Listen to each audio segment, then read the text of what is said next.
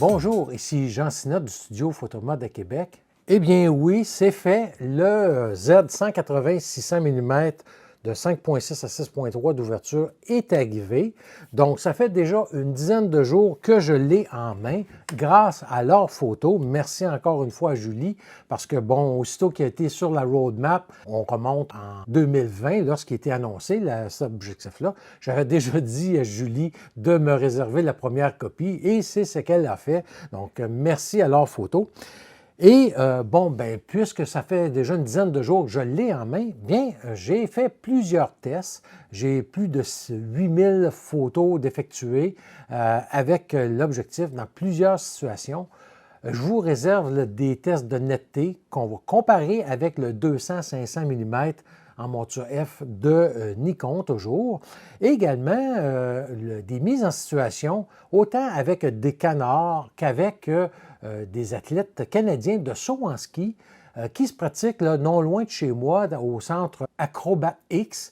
Et vraiment, là, à cet endroit-là, j'ai fait des tests de mise au point, de rafale, bref. Écoutez, je suis encore estomaqué par les performances de cet objectif-là, qui n'est pas un objectif S, mais je vous dirais qu'il ne manque pas grand-chose qu'on va voir pour être vraiment un objectif de série S. Donc, tout d'abord, je vous avais montré une espèce de montage de qu'est-ce que je pensais que l'objectif aurait l'air à sa sortie, comme vous voyez sur la photo. Et bon, je ne m'étais pas trop trompé. Un endroit où je ne m'étais vraiment pas trompé, c'était avec les boutons de fonction qu'on a sur l'objectif. Plusieurs disaient que c'était impossible que cet objectif non S soit équipé de ça, mais effectivement, on a ces boutons-là. Pour la suite de la vidéo, on verra les spécifications, le prix et les accessoires, la présentation de l'objectif et de ses possibilités de programmation via les boutons de fonction et la bague de programmation, les comparaisons physiques avec d'autres objectifs Nikon, les tests comparatifs versus le 200-500 comme je vous expliquais, des tests pratiques en animalier et sportif avec le Z9 et aussi avec le Z30. Et finalement, à qui s'adresse cet objectif et quelques questions à se poser avant son acquisition pour avoir ensuite de ça la conclusion. Concernant les spécifications, la première des choses qui est vraiment excellente de cet objectif-là est sa bague zoom intégrée, c'est-à-dire que le zoom est interne et lorsque je zoome avec, on n'a pas comme le 200-500 le baril qui va sortir et qui va venir s'extensionner. Fait que ça ici, qu'est-ce que ça cause à ce moment-là? C'est que lorsque le baril sort, bien, la première des choses, ça débalance le poids de l'objectif. Si on utilise un gimbal, bien, il faut toujours rebalancer notre gimbal. Et l'autre chose également, lorsqu'on remet de 500 mm à 200 mm, bien, le baril va rentrer à l'intérieur et là, si on a de l'eau, on a de la poussière, bref, ça peut venir s'insérer à l'intérieur, même si c'est scellé, il n'en reste pas moins que ça peut représenter parfois certains problèmes. Celui-ci, tout est scellé et son poids ne changera pas si on fait le zoom parce qu'il est interne. Et la mise au point également, elle est interne, donc on n'a pas rien qui pivote en avant, donc vraiment, c'est déjà, là, en partant, sa plus grande caractéristique, c'est ça. Et la bague de zoom qui est vraiment très courte. Donc, je peux passer vraiment de 200 mm à 500 mm d'un tour de doigt et ça se fait très bien, contrairement avec le 200-500 mm où que je dois pomper ou crinquer, si on veut, notre bague pour pouvoir aller jusqu'à 200 mm. Donc, très rapide. Il y a un VR d'intégrer dans l'objectif. Mais par contre, on n'a pas de bouton de VR assigné. Qu'est-ce que ça fait? C'est qu'on va assigner à ce moment-là, à partir du menu de l'appareil, le VR, le type de VR qu'on veut ou si on veut le désengager.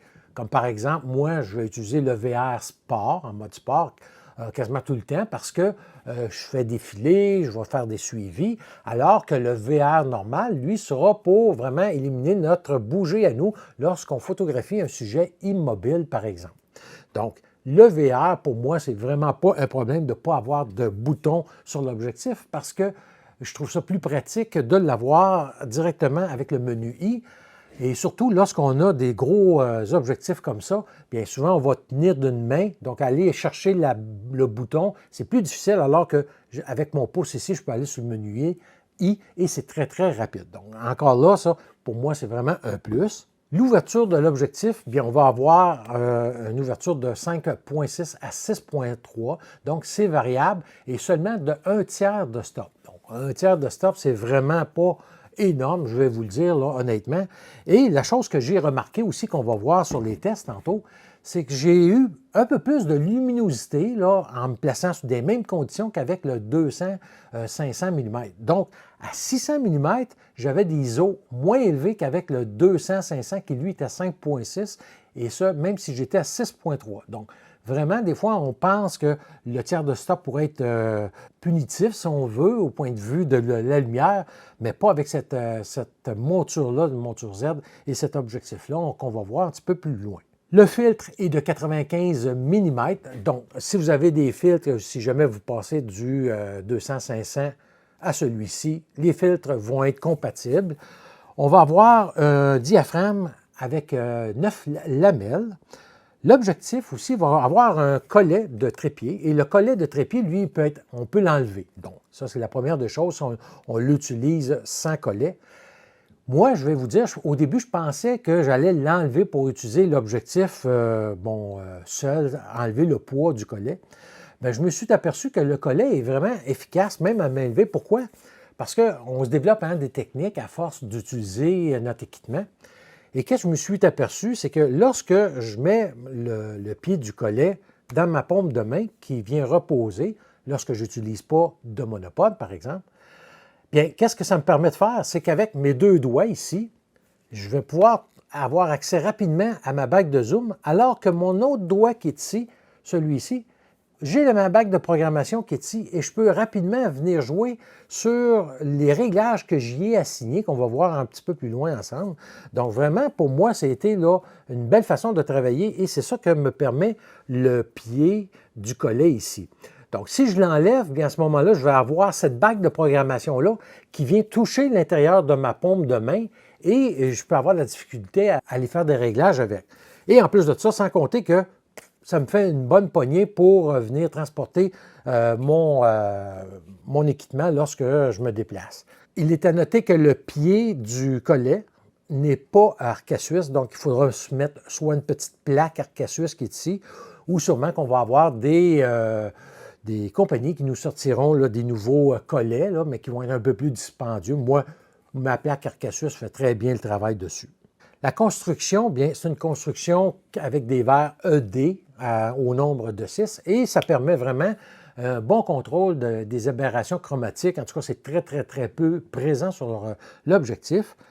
Comme je vous disais, on va avoir un moteur pas à pas à l'intérieur et je vous le dis, le focus est très rapide. J'ai resté surpris là, pour un objectif non S à suivre des skieurs qui, comme on dit, ça rentrait au village, pas à peu près. Et en aucun temps, j'ai eu des problèmes de suivi d'autofocus. Vraiment, là, en tout cas, là, au point de vue du moteur d'autofocus, aucun problème de ce côté-là. C'est très rapide. La construction générale, globale de l'objectif est supérieure, si on veut, au 200-500. Donc, pour moi, là, écoutez, je suis vraiment ébahi là, par cet objectif-là. Je crois que, bon, j'ai été un de ceux qui étaient rendus impatients de le voir arriver.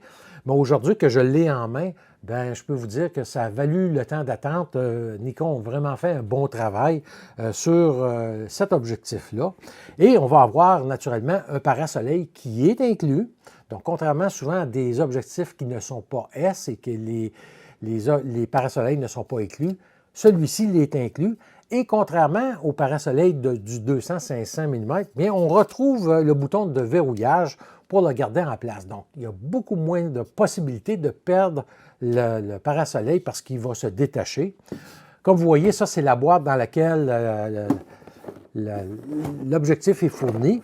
Et je vous dirais que, bon, c'est un peu pour moi, le point négatif, si on veut, de la présentation des objectifs Nikon sont rendus avec des boîtes là, qui sont du carton bien ordinaire, contrairement à d'autres compagnies comme Viltrox, par exemple, où on va avoir vraiment une présentation soignée. Ça n'engage rien à la qualité de l'objectif, mais ça fait en sorte que lorsqu'on reçoit notre objectif, bien, on est certain d'avoir une bonne protection durant le transport.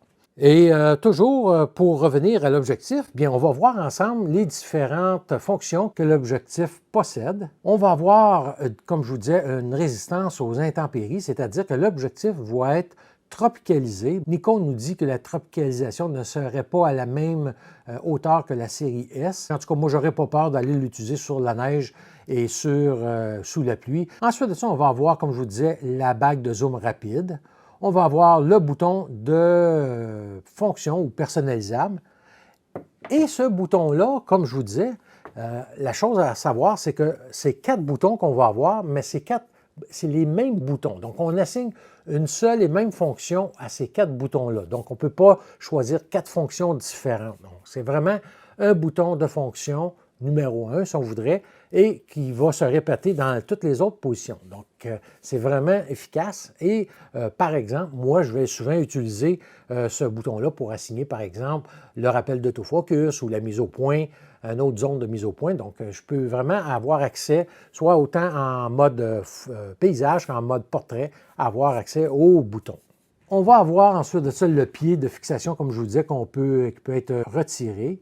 La bague de programmation qu'on peut venir programmer un paquet de trucs selon nos désirs, selon nos besoins. Et aussi, on va avoir 2 œillets sur le collet du trépied pour pouvoir venir mettre une courroie si on veut le transporter en bandoulière. Ici, par exemple, sur mon appareil, j'ai de monter un zoom grand angle et que je fais du paysage et que je veux passer à l'autre. À ce moment-là, il y en a qui vont préférer l'avoir à l'épaule et avoir un petit étui à la taille pour venir mettre le zoom grand angle et remettre rapidement l'objectif. Bref, c'est construit à même du collet du pied de l'objectif. Ces dimensions, bon, on va avoir 315,5 mm pour 12,4 pouces d'une longueur totale et un diamètre de 110 mm. Sans collet, il va peser 1955 grammes et avec le collet, 2140 grammes.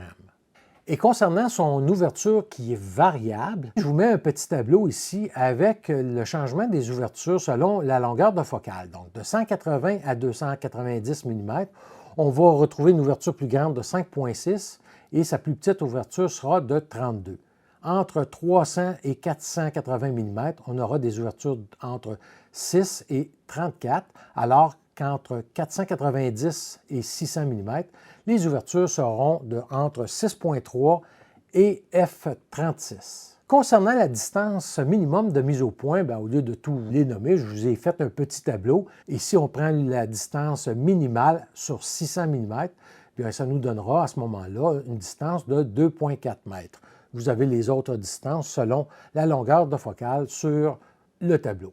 Également, l'objectif, on va avoir deux commutateurs. On va en avoir un pour choisir entre la mise au point manuelle et la mise au point automatique. Et on va avoir un limitateur de distance, donc je peux choisir de la plus courte distance à l'infini ou encore de 6 mètres à l'infini. Et ça réduit les risques de patinage de l'objectif lorsqu'on a un sujet là, qui se déplace. Donc, moi, personnellement, je n'ai pas eu beaucoup de problèmes de patinage avec cet objectif-là, contrairement au 200-500 qui, lui, patinait beaucoup. Et même chose pour la détection des yeux. Donc, on va voir là tantôt sur les tests, bien, le 180-600 mm, bien, vraiment, on a une meilleure détection sur les yeux qu'avec le 200-500 naturellement, qui est de plus vieille génération et de monture F, et ça prenait l'adaptateur FTZ. Il est à noter que le 180-600 est aussi là, compatible avec les 2 téléconvertisseurs chez Nikon. Et finalement, l'objectif frontal est traité au fluor. Donc, qu'est-ce que ça fait? C'est que si on a des éclaboussures d'eau, de la poussière, bien, on a simplement à nettoyer avec un linge. Donc, ça se fait très, très bien. C'est très facile. Et en plus de ça, le devant ici est équipé d'un anneau de caoutchouc dur. Donc, ça nous permet, lorsqu'on le dépose sur une surface, bien de ne pas abîmer le devant de l'objectif. Et pour terminer avec les caractéristiques, bien écoutez, C'est important de connaître les possibilités de programmation de votre objectif et de votre appareil parce que ça va faire vraiment la différence lorsque vous allez l'utiliser. Et comme je vous disais, moi, normalement, lorsque je fais du portrait, des paysages, je vais assigner à la bague de programmation ici l'ISO. Et je me suis aperçu que, bon, lorsqu'on fait du sport, qu'on fait de l'animalier, l'ISO, c'est plus problématique lorsqu'on a un sujet qui se déplace rapidement. Donc, à la place, qu'est-ce que j'ai fait? La compensation d'exposition. Donc, comme par exemple, lorsque je suis allé faire les sauteurs en ski, bien, à ce moment-là, si j'avais des changements de luminosité, par exemple, si mon skieur qui attendait sa descente était à l'ombre, bien, je pouvais compenser rapidement. Et lorsqu'il partait, bien, je pouvais remettre à la valeur à 0, si je veux, lorsqu'il descendait là, au soleil. Et combiné avec les ISO automatiques, bien, ça fonctionne merveilleusement bien. L'autre chose également qu'on peut programmer, ce sont les boutons de fonction, comme je vous expliquais tantôt. Et là, moi, qu'est-ce que j'ai fait? Je fais tout le temps 2 trucs ici que je vais assigner. La première des choses, ça sera un pré-focus, si on veut, ou un rappel d'autofocus. Donc, je vous donne un exemple. J'ai mon skieur qui est en haut, je fais ma mise au point, je le prends en action qui est en haut. Et là, il décide de descendre le tremplin, la rampe, si on veut, et il arrive au tremplin. Donc, qu'est-ce que je faisais? C'est que j'avais fait un pré-focus sur le tremplin et on va à ce moment-là, en passant, comme vous voyez sur la photo, lorsqu'on se rend dans le menu F2, bien, je peux venir programmer le bouton pour rappeler la position de mise au point, alors que sur le Z9, le bouton de fonction FN2, bien, à ce moment-là, lui, je vais l'assigner pour enregistrer la position de d'autofocus. Et là, qu'est-ce que ça fait? C'est que je viens, avec mon bouton, venir dire la distance, faire la mise au point, si on veut, sur le devant du tremplin. Et ensuite de ça, je suis en haut, le skieur part. Donc, au lieu d'essayer de chercher la distance, refaire ma mise au point sur le tremplin, qu'est-ce que je vais faire? C'est que je vais appuyer sur mon bouton de mon objectif et le focus va revenir automatiquement là, même si je ne pointe pas la rampe ou le tremplin. Et là, je suis en position d'attendre mon skieur qui arrive et que je peux commencer à prendre les photos en rafale. Donc ça, c'est une façon. L'autre façon, c'est lorsque, par exemple, je suivais les canards. Bon, qu'est-ce qui est arrivé à ce moment-là? C'est que si j'ai plusieurs canards et je veux un des canards seulement et je ne veux pas me promener des yeux parce que j'ai la mise au point sur les yeux, bon, au lieu de me promener d'un à l'autre, bien, qu'est-ce que j'ai fait? C'est que j'ai assigné à ces boutons-là la zone de mise au point en zone dynamique petite ou small. Et qu'est-ce que ça fait? C'est que ça me ramène une petite cible avec 9 points autofocus tout le tour. Et qu'est-ce que ça me permet de faire? C'est de cibler vraiment un canard. Et aussitôt qu'il est ciblé, et ça c'est vraiment important à savoir, aussitôt que mon canard est ciblé, je relâche le bouton et je reviens à ma mise au point que j'avais assignée sur mon déclencheur. Donc, il y en a que ça sera sur le bouton A F1 en arrière. Moi, je suis habitué sur le déclencheur. Et à ce moment-là, je suis en automatique sur la mise au point sur les yeux. Donc, en relâchant le bouton, bing, les yeux sont détectés. Voilà. Et si pour une raison X, je perds l'autofocus du canard, bien, je peux revenir avec mon zone grouping, remettre la mise au point sur le visage ou la tête du canard et relâcher aussitôt pour retrouver la mise au point sur les yeux. Donc, ça fonctionne très, très bien. C'est rapide en plus de ça si jamais qu'on perd l'autofocus. Donc, un petit truc à connaître également. Je vous ai mis le numéro de page de l'édition dans lequel je fais référence. Et là, faites attention, je vous mets ici à l'écran aussi comment on reconnaît la bonne édition lorsque je vous donne des références. Parce que, bon, lorsque Nikon sort des firmware nouveaux ou des nouveaux paramètres, bien, ils vont mettre à jour leur manuel d'instruction et à ce moment-là, on va avoir une nouvelle édition. Donc, si vous écoutez la vidéo, puis vous avez l'ancien manuel, puis vous allez voir à page 659, bien, ça ne sera pas ça qui va être parlé. Donc, c'est pour ça que je vous donne toujours la référence du manuel auquel je fais référence. Concernant son prix, bien écoutez, présentement, il se vend 2299 $ chez L'Or Photo. Et bon, écoutez, déjà, Julie me disait qu'il y en a, je crois, c'est plus que 12 de vendus déjà en pré-vente. Et bon, ils en ont reçu quelques copies seulement. J'ai été chanceux de l'avoir dans les premiers parce que ça fait longtemps, comme je vous disais, que je l'ai réservé. Donc, soyez patients, ce n'est pas la faute des boutiques si bon, ils ne sont pas capables de vous les fournir. C'est vraiment un objectif qui est demandé mondialement et Nikon doivent remplir leur bon de commande partout au monde. Donc, soyez patients, ça s'en vient. On devrait avoir un shipment là, ou des réceptions d'autres objectifs là, très prochainement. Et vous pouvez toujours communiquer avec leur photo par courriel, en vous présentant sur place ou par téléphone. Et à ce moment-là, bien, on pourra vous dire là, à quel endroit vous allez être sur la liste d'attente pour ce fabuleux objectif-là.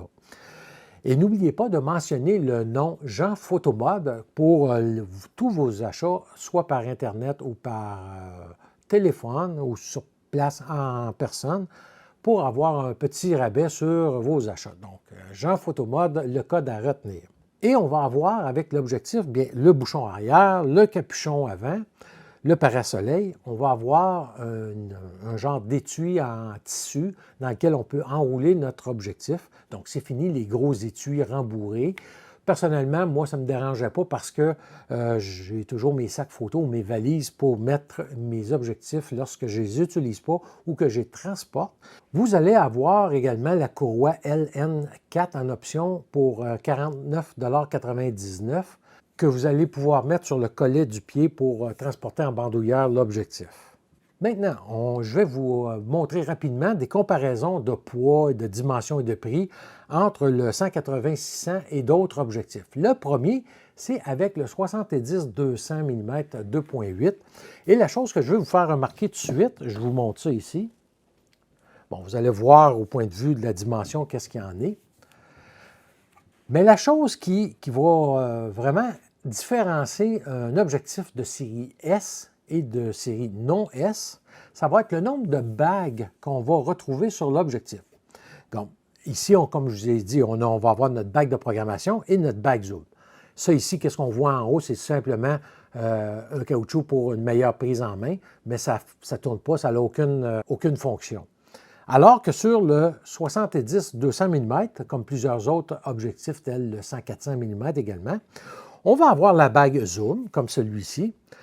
On va avoir une bague de programmation comme celui-ci aussi, mais on va avoir aussi une bague pour faire la mise au point.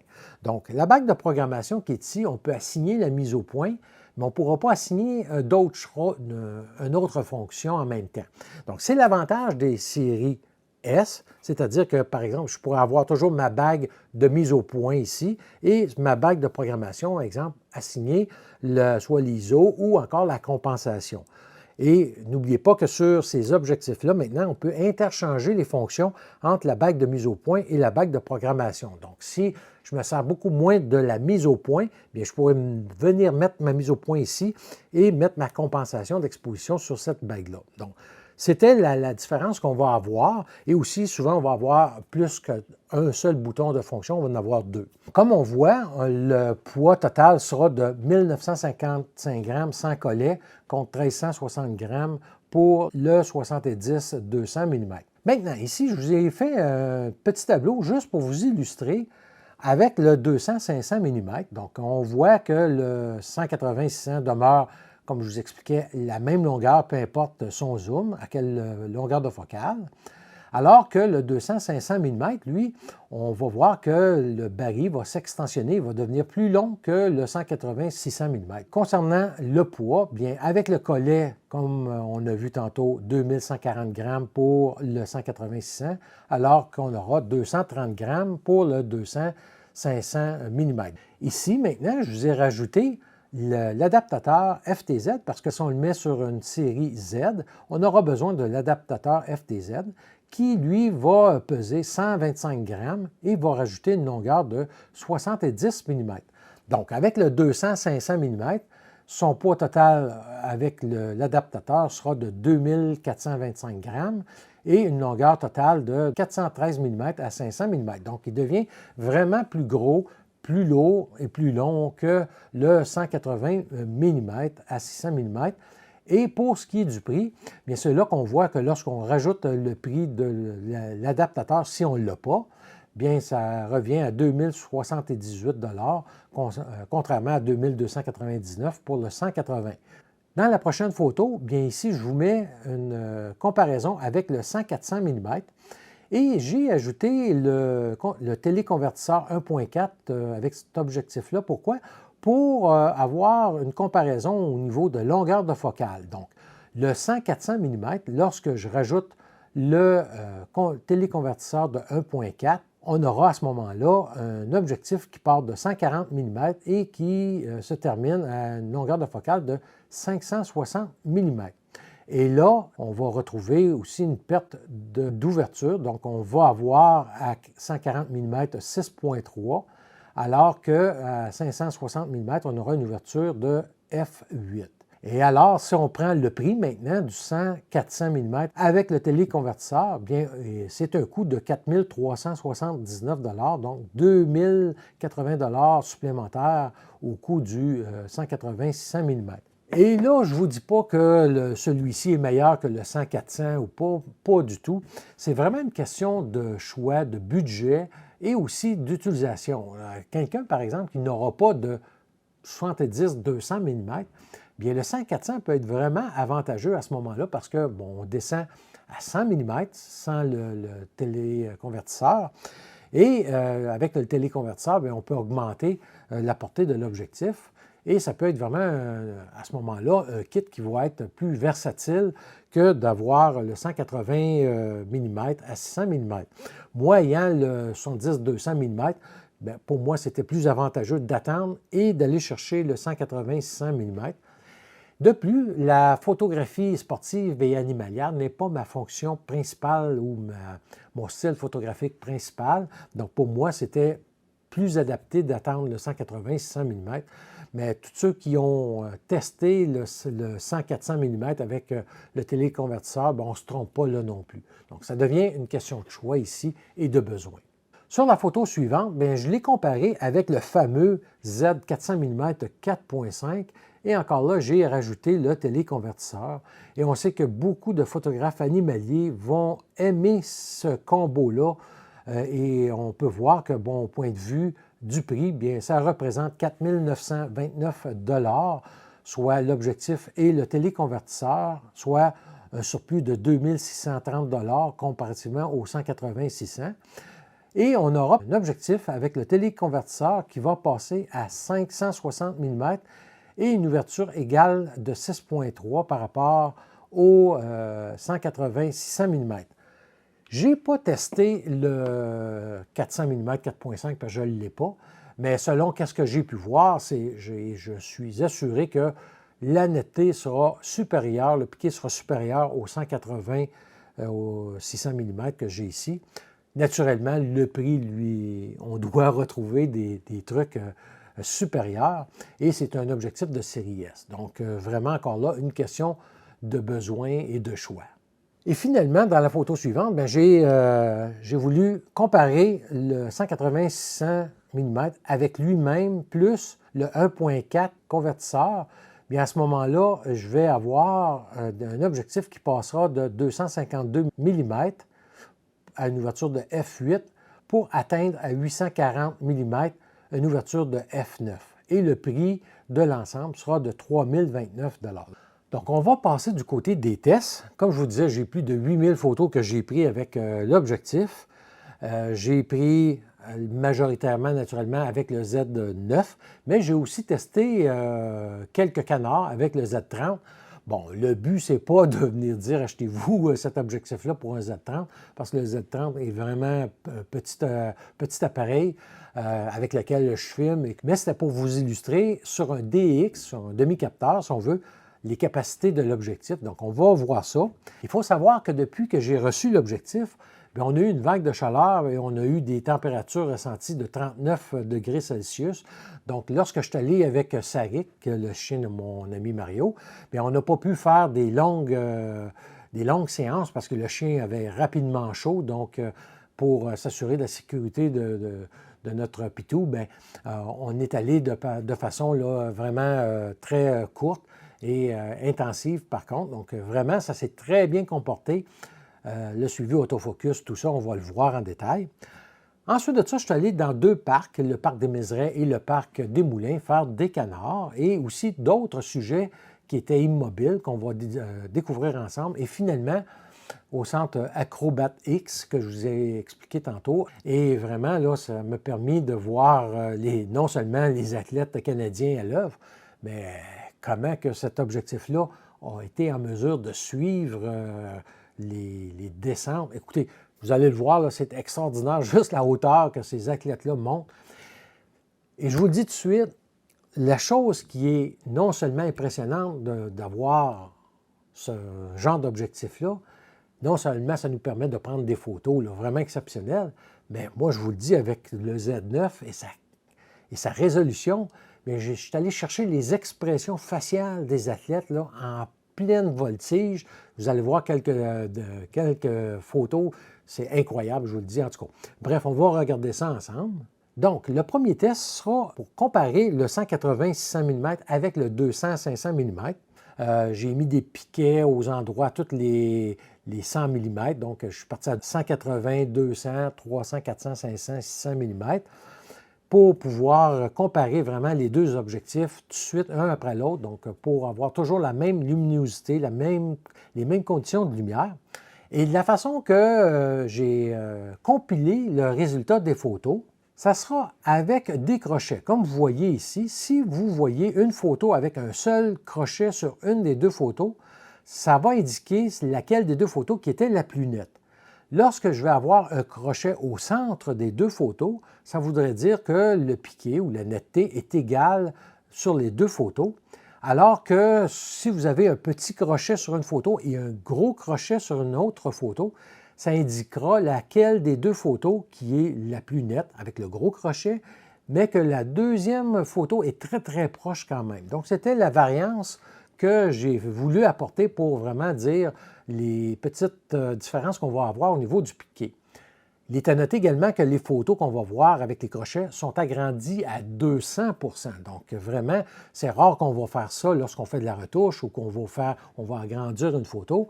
Mais je voulais vraiment aller au fond, bien très, très proche là, pour voir la netteté possible. Donc, c'est la façon que j'ai fait ces tests-là. Et on passe à l'extérieur pour aller voir ces premiers tests. Donc, on passe aux tests théoriques, pratiques, si on veut. Donc, au lieu de prendre des mannequins comme je fais habituellement, pour se rapprocher de la réalité, bien grâce à Sale, une boutique de plein air, ici même à Québec, bien, ils m'ont fourni des canards leurres qu'on place là, sur les rivières pour attirer les autres canards pendant la chasse et une couverte là, camouflage. Donc, je vais faire les tests avec les 3 canards. Vous allez voir que, bon, les canards, celui du centre, il va être un peu plus décalé. Je vais le décaler un peu plus vers ici pour que son œil là, soit vraiment centré et qu'on puisse venir voir là, à l'extrémité les yeux. Donc, on va faire plusieurs tests là, à toutes les longueurs de focale et on regarde ça ensemble. Alors, qu'est-ce que je vais faire pour les tests? Bien, je vais me mettre à 180, 200, 400, 300, 600, etc. Et pour m'assurer que j'ai la même exposition, que je n'ai pas de retour de lumière du soleil, parce que c'est très ensoleillé aujourd'hui, je vais utiliser un parapluie et je vais venir couvrir là, mon appareil photo. Donc, pour tous les tests, ça va être de cette façon-là pour m'assurer que je n'ai pas de lumière parasite.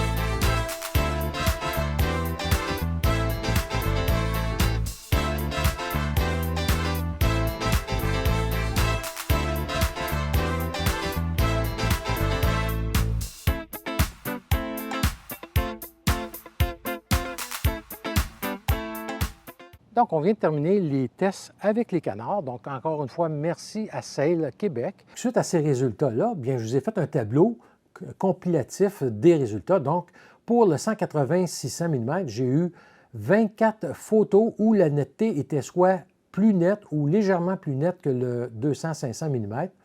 J'ai eu 16 résultats égaux, donc les deux étaient égales par rapport à la netteté, et 5 photos où le 200-500 mm était plus net, et j'ai remarqué que c'était souvent sur le canard de droite sur les photos.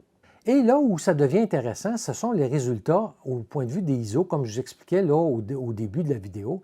C'est-à-dire que lorsque j'ai été à 500 mm, à l'ouverture de 6.3 avec le 180 mm, j'avais un ISO de 550, alors que sur le 200-500 mm, j'avais 450 ISO.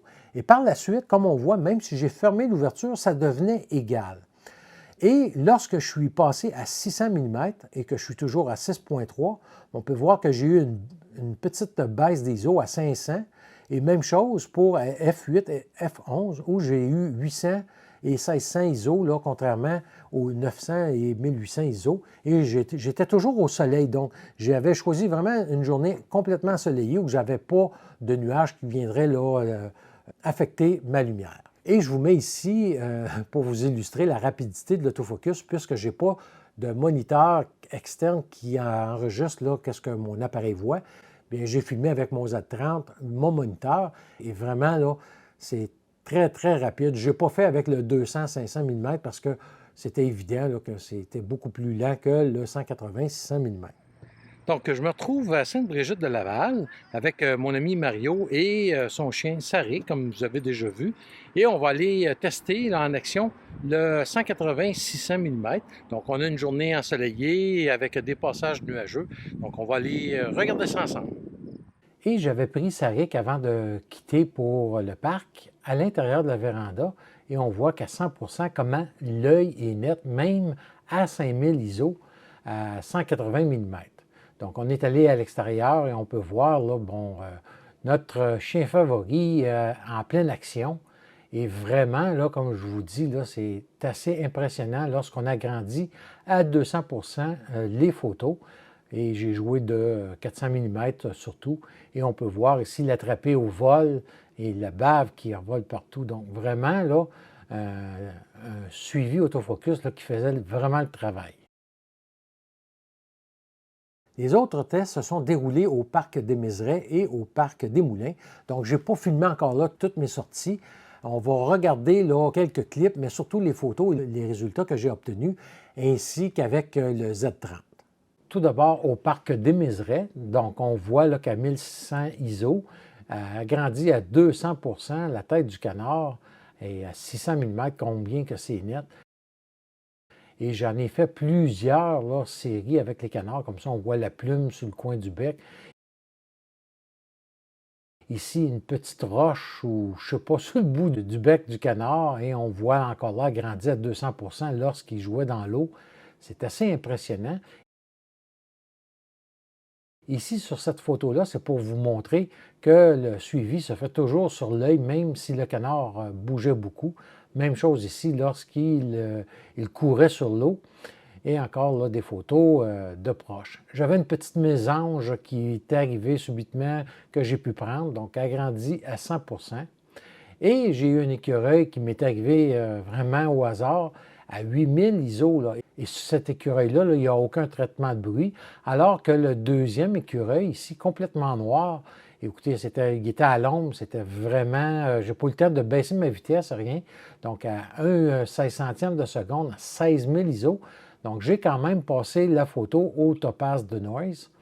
Le prochain écureuil, j'étais pour démontrer, je tentais de le rattraper au suivi autofocus pour vous montrer que même si l'œil est sur le côté du rebord de l'oculaire, vraiment, c'est demeuré très net. Donc, on se retrouve au parc des Moulins, toujours à Québec ici, pour tester dehors le 180-600 mm.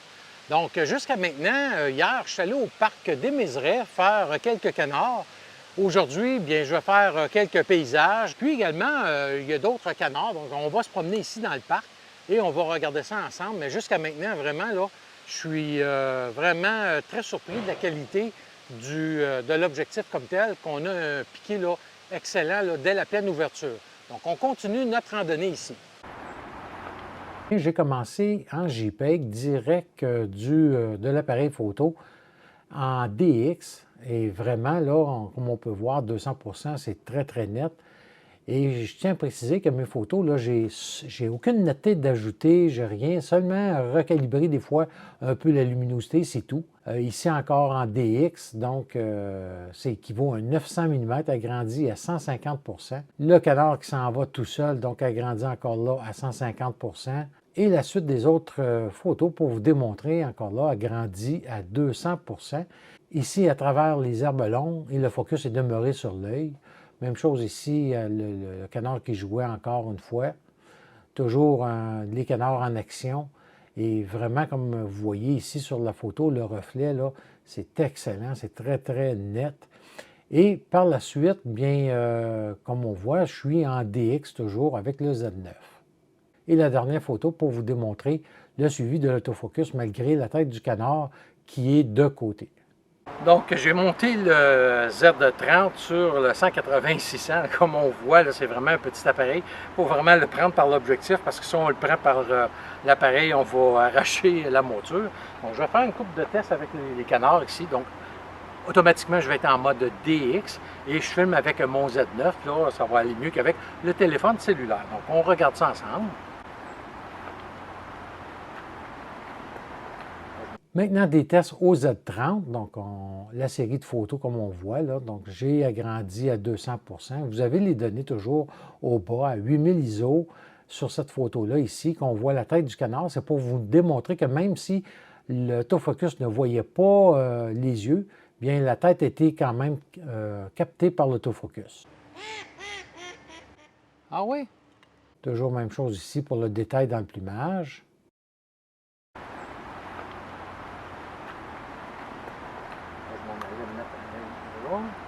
Je travaille présentement avec le Z30 sur monopode et la chose que je vous conseille aussi lorsqu'on est en photo, de s'assurer d'avoir une bonne vitesse d'obturation pour empêcher les flous de bouger, même si l'objectif est stabilisé.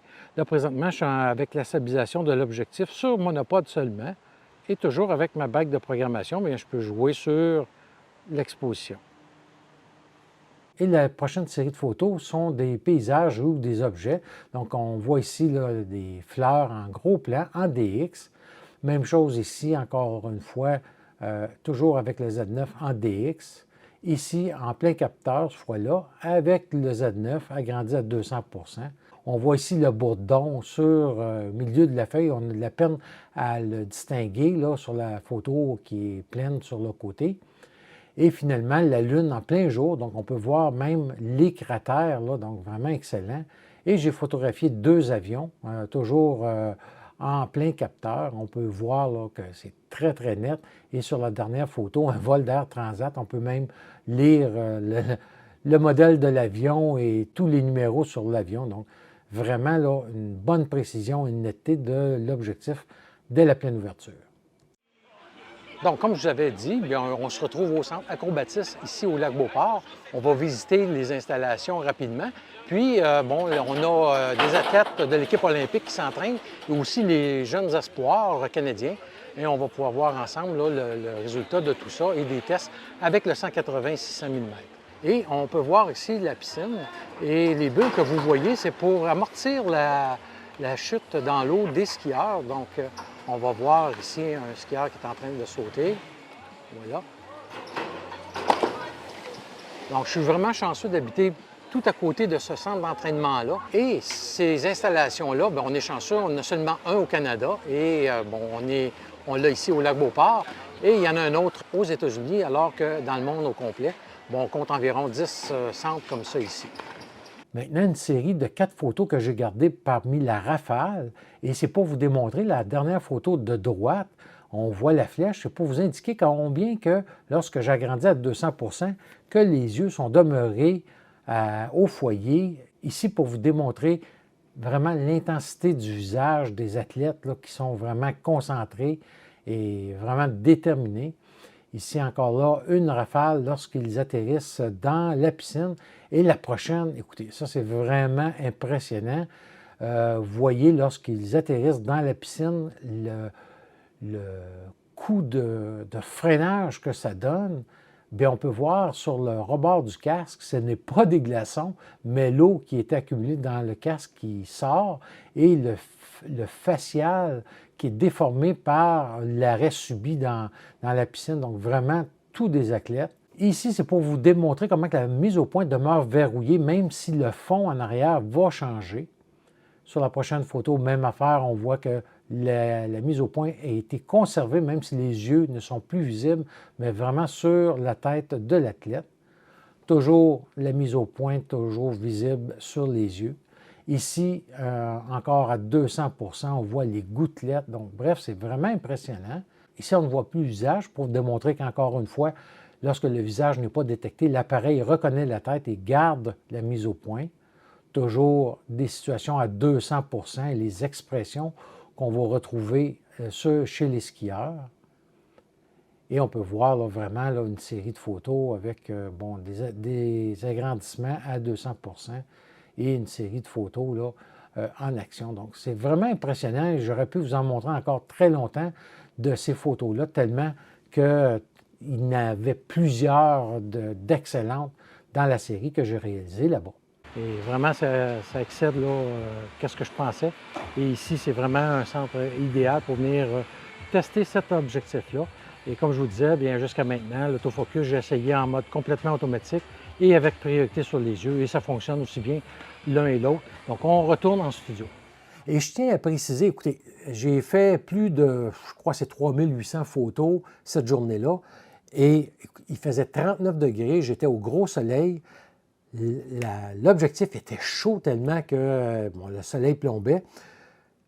En aucun temps, j'ai eu le Nikon de surchauffe sur l'appareil. J'ai fait de la rafale de 30 images secondes, de 20 images secondes. J'ai fait de la vidéo.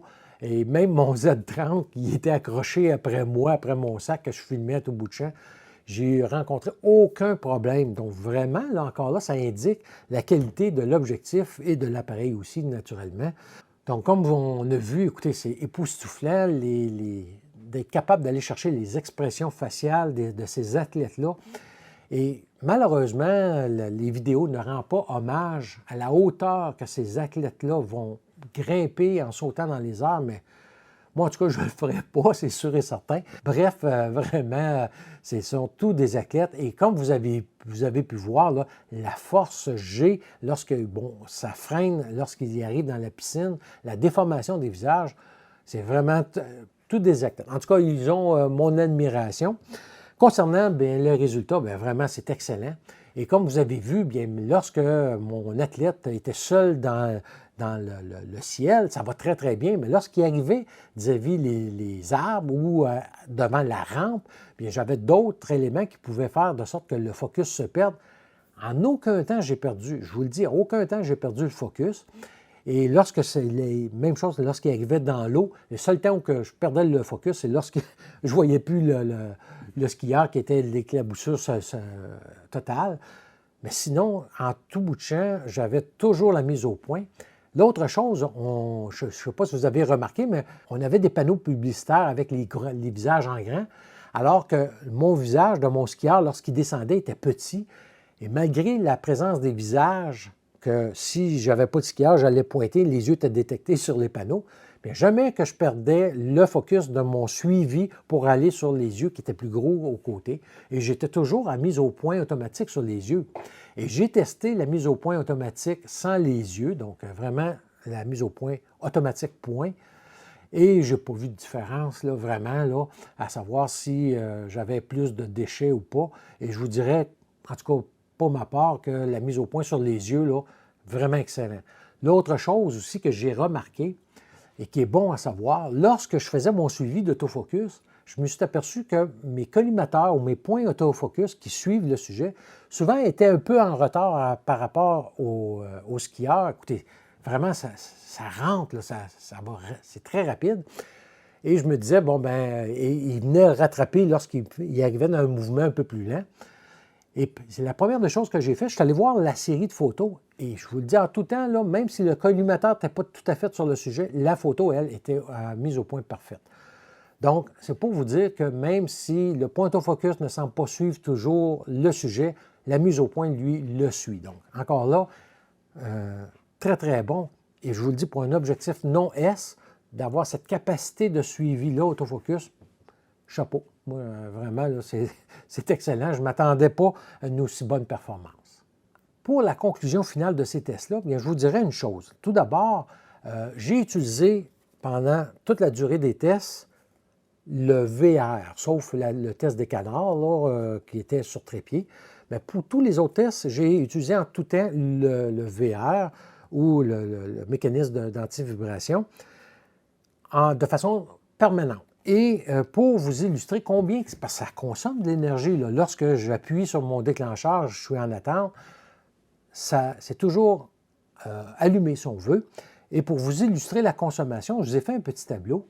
Et on peut voir qu'au Parc des Mézerais, j'ai réalisé 1387 photos et 4 fichiers vidéo. Et j'ai eu une consommation totale de seulement 26 de la batterie. Et lorsque je suis allé au centre Acrobatics, j'ai pris plus de 3638 photos et j'ai eu une consommation totale de 69 Donc, c'est vraiment excellent. Écoutez, puis je vous le dis, là, moi, c'est allumé, mon appareil est allumé continuel. Là. Il ne tombe pas, je n'ai pas de mode de dormance quand que je vais faire ce genre de photos-là parce que je vais être tout de suite prêt à l'action. Donc, il est allumé en permanence. Donc, vraiment, là, très, très bonne consommation là, avec la façon que je l'ai utilisé. Et qu'est-ce que j'ai remarqué également lors de mes photos avec les canards, surtout lorsque dans la mare où ils étaient, c'était très, très calme, bien le reflet du canard sur l'eau, bien souvent la mise au point se faisait sur l'œil dans le reflet sur l'eau plutôt que sur le canard. Donc, j'ai remarqué que ça m'est arrivé une couple de fois. Et là, plutôt que de se battre avec la mise au point pour ramener ça, puis qu'est-ce qu'on fait? Tout simplement le truc que je vous expliquais tantôt, sur le bouton de programmation ou de fonction de l'objectif, j'avais assigné le grouping ou la zone dynamique small. Et à ce moment-là, j'allais rechercher la tête du canard, je relâchais mon bouton pour revenir à priorité sur les yeux et je retrouvais la mise au point.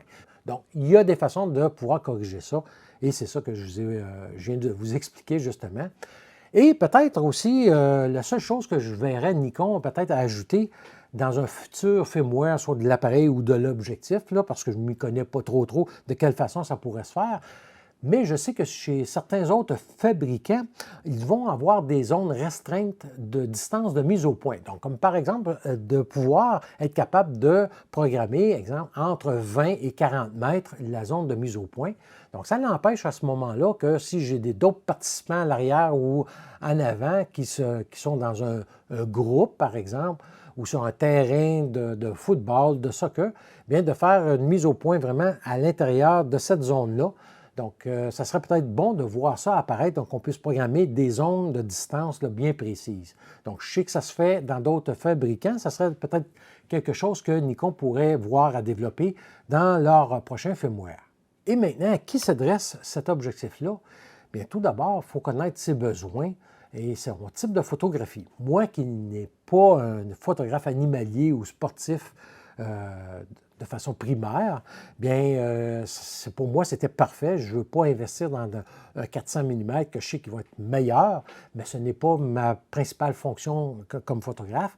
Donc, pour moi, quand je veux y toucher à l'occasion, que je veux en faire, que je veux sortir du portrait du studio, bien cet objectif-là vraiment représente là, le meilleur des mondes. Et pour le prix, je vous dis, là, écoutez, il se vend moins cher que le Sony qui va avoir le même genre d'objectif de 200 à 600 mm.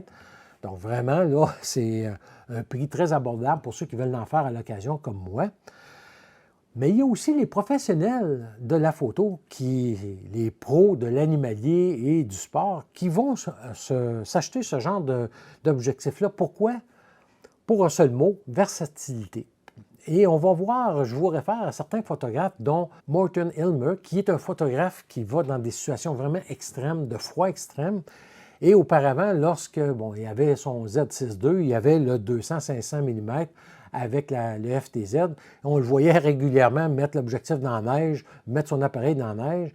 Et pourquoi il prenait un 200-500? Parce que malgré qu'il y a des 600 mm, c'est parfois il peut partir après un animal et il ne veut pas s'encombrer du 600 mm qui est lourd, qui est gros, que ça prend un trépied. Bref, avec ce genre d'objectif-là, on peut partir, être discret, puis aller suivre un animal. Et c'est à ce moment-là, ça va représenter cette versatilité-là que ce genre de zoom-là va nous apporter. Et finalement, il faut aussi penser, lorsqu'on s'équipe de ce genre d'objectif-là, au reste d'équipement qu'on doit acquérir, parce que souvent, on va avoir besoin soit d'une tête gimbal qu'on va mettre sur notre trépied, on va avoir besoin d'un monopode, on va avoir besoin d'un sac beaucoup plus gros de transport ou une valise, des courroies. Bref, il faut tenir compte dans notre budget, lorsqu'on décide d'acheter un tel objectif, aussi de ce genre d'équipement-là supplémentaire qu'on devra acquérir. Et finalement, la question qui tue, doit-on changer notre 200-500 mm pour cet objectif-là, si on est en monture Z?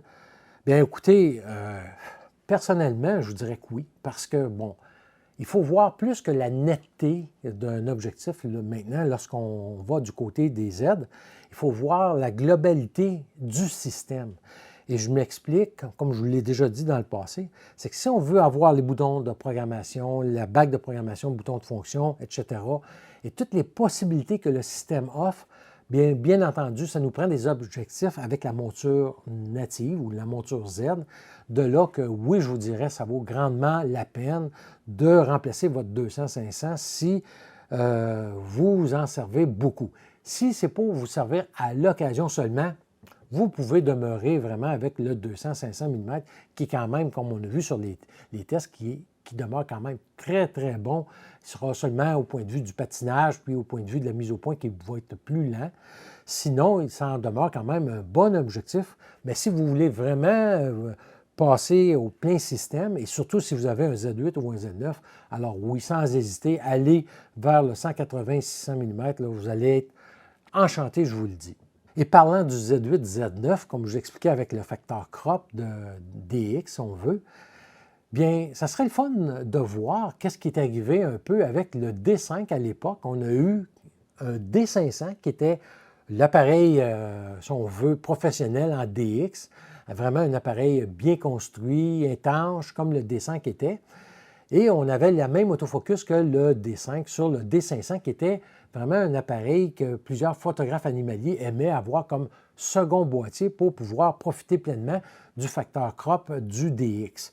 Et ce serait plaisant maintenant de voir Nikon sortir un Z90 qui serait en réalité un Z9 allégé ou un Z8, on pourrait l'appeler le Z80, peu importe, mais qui aurait l'autofocus du Z8, Z9 avec un boîtier étanche et une bonne rafale également.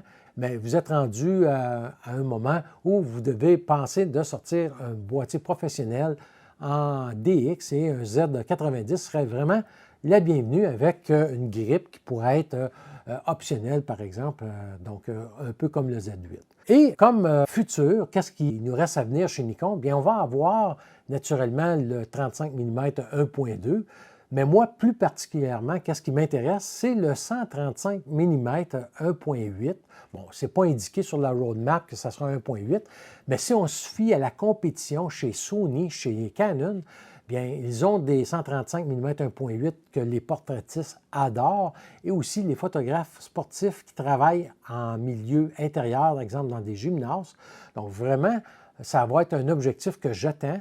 Je crois qu'il sera vraiment de 1.8 d'ouverture. Maintenant, est-ce que Nikon vont aller jusqu'à venir égaler Canon avec leur 1.8 135 mm qui est VR? Donc, ça serait vraiment encore là un plus à voir. Et je vous mets ici mon petit montage de qu'est-ce qui pourrait avoir l'air le 135 mm 1.8 chez Nikon avec un bouton de fonction naturellement. Et s'il serait VR, je vous les compare avec les présents 85 mm 1.8 et 1.2. En conclusion, bien, je vous dirais, je crois que ça se résume à deux mots, ce 180-600 mm-là, versatilité et wow. Je n'ai pas d'autres expressions vraiment pour cet objectif-là. Vraiment, la netteté est au rendez-vous, la mise au point, l'autofocus qui est très rapide, très silencieux. Bref, c'est un objectif qui en offre beaucoup pour son argent. Et je l'avais dit à l'époque du 200-500 mm que c'était un objectif fabuleux pour un monture F. Et je vous dis aujourd'hui, cet objectif-là est la même chose, mais encore amélioré. Ils l'ont encore amélioré par rapport au 200-500 mm, avec l'autofocus interne, avec le zoom interne, avec vraiment un parasoleil qui se verrouille en place. Bref, c'est un objectif que je ne peux pas faire autrement que de recommander. Donc voilà, c'était la présentation du 180-600 mm. Je suis vraiment content. Ça a valu l'attente. Merci encore une fois à L'Art Photo pour leur soutien et aussi pour leur rapidité d'expédition. Je vous le dis, même si vous êtes loin au Québec et vous achetez chez L'Art Photo, on vous expédie ça là, rapidement. Et je crois que c'est avec plus de 50 $, vous avez l'expédition sans frais. Bref, vraiment, L'Art Photo, c'est la place pour acheter son matériel photo. Également, merci encore une fois à Sale Québec qui m'a permis de faire les tests sur les cibles des canards en plastique. Vraiment, sans eux, là, ça aurait été plus difficile. Et je vous reviens là, très bientôt avec plusieurs capsules. Écoutez, j'ai reçu plusieurs autres équipements, dont une nouvelle tête de flash Godox, un fond dépliable Godox. J'ai un objectif Viltrox aussi en essai. Bref, plusieurs choses à venir, dont aussi la nouvelle courroie chez Cotton Carrier. Bref, beaucoup de choses à venir. Donc, on se revoit très bientôt pour ces vidéos-là. Et d'ici là, si vous avez des questions, des commentaires sur l'objectif, n'hésitez pas et vous pouvez toujours aller voir ma page Facebook où je vais continuellement venir rajouter des nouvelles photos. Donc, merci beaucoup et on se revoit très bientôt.